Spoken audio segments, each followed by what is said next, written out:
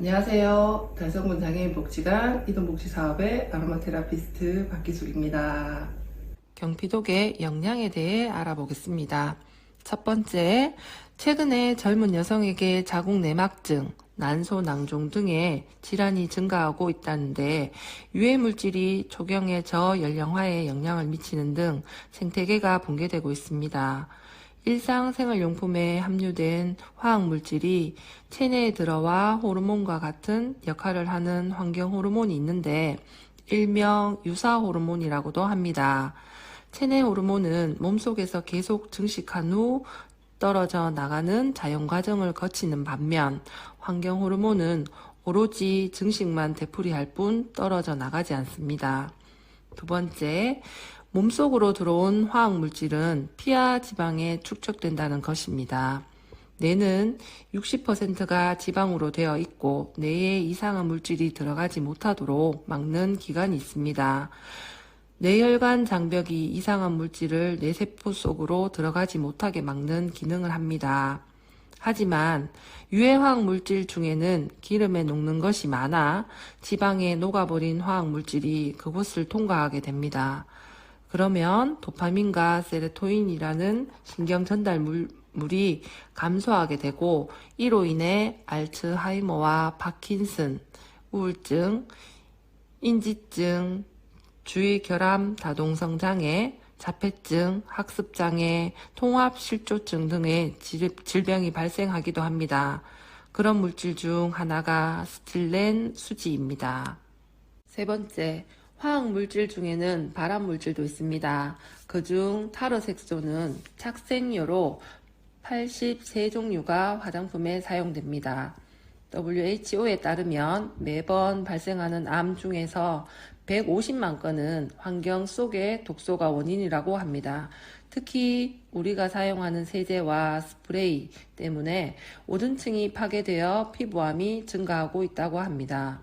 양배추와 상추는 파시올롭시스라는 기생충이 있는데 우리가 그 야채를 먹으면 그 기생충이 뱃속으로 들어와 보통은 변으로 배출이 되지만 몸속에 유해화학 물질이 많이 있으면 파시올롭시스가 건강해져서 간으로 들어가거나 전신을 돌아다니며 알을 낳는다고 합니다. 그것이 번데기가 되고 성충이 되기 때문에 본래 인간의 몸속에서 일어나지 않던 일이 일어나고 모든 암 환자의 간 속에 파시올롭시스가 있다는 연구 결과가 있습니다. 일상생활용품에 함유된 화학물질이 암을 유발할 가능성이 크다고 할 수 있습니다. 네 번째, 차세대 독성. 차세대 독성이란 쉽게 말하면 산모의 태내에서 유해화학 물질이 독성을 이어받는다는 의미입니다. 이를 시험용지로 연구한 데이터가 있는데 어미쥐에게 환경호르몬을 주고 난 다음 임신이 되어 태어난 새끼쥐는 보통 쥐와 별 차이가 없어 보이지만 간혹 바람을 쏘이게 하면 갑자기 난폭해진다고 합니다. 탯줄과 양수에 들어있는 유해화학 물질을 이어받았기 때문이라고 볼 수 있습니다. 유해화학 물질은 자신뿐 아니라 자신이 낳은 아기 그리고 그 다음 세대로 옮겨갑니다. 모유를 먹는 아기는 태어난 이후에도 영양을 받는데 모유에 영양소가 듬뿍 들어있지만 그 영양소의 지방 속에는 석유화학 물질도 있습니다. 옛날에 PCB와 DDT 등의 살충제를 사용했다고 합니다. 물론 지금은 사용이 금지되었는데 그로부터 몇십 년이 지난 지금 모유에서 그 PCB와 DDT가 나온다는 보고가 있습니다.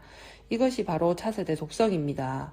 갓 태어난 아기는 피부 보호 장벽도 아직 제대로 갖추지 못했고 간의 해독 작용도 이루어지지 않았고 머리로 들어오는 유해 물질을 제거해주는 뇌혈관 장벽도 아직 미숙한 상태이고 그런 먹이와 어린이에게 화학 물질을 사용하면 전신으로 돌아다니며 여러 가지 해로운 작용을 일으키게 합니다. 특별한 해결책이 있는 것은 아닙니다. 무조건 생활용품이나 화학제품을 사용하지 않는 방법이 최선책이나 우리 일상에서 이를 사용하지 않고 생활하기란 너무 힘이 들 것입니다. 아토피, 천식, 탈모, 각종 알레르기 증상이 아닌 사람이 나이가 들어가면서 어느 날 아토피 질환이라든가 꽃가루 알레르기를 앓는 경우를 생각하면 경피독의 유해성으로 인해 우리 생활 곳곳에 산재해 있다고 할 수 있습니다. 이를 조금이나마 해결하는 방법 중 하나가 우리가 매일 사용하는 샴푸, 바디 제품을 천연 식물성으로 교체하는 일입니다.